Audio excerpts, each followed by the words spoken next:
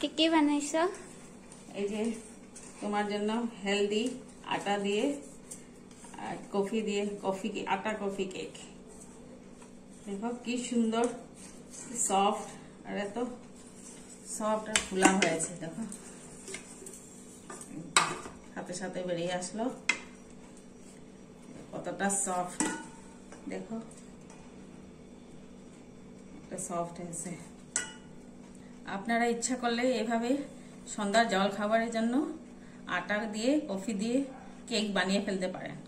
অনেকটা সফট আর হেলদি, যারা বাচ্চারাও খেতে ভালোবাসে। বাজারে তো সেই ময়দা দিয়ে বানানো হয়, তো আমি সব সময় আটা দিয়েই কেক বানাই। আপনারা দেখুন কতটা সফট আর কত স্পঞ্জি হয়েছে।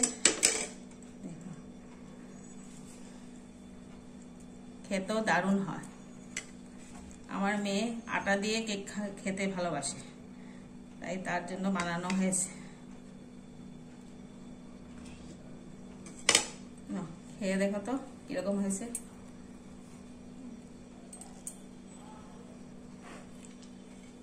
ভালো হয়েছে।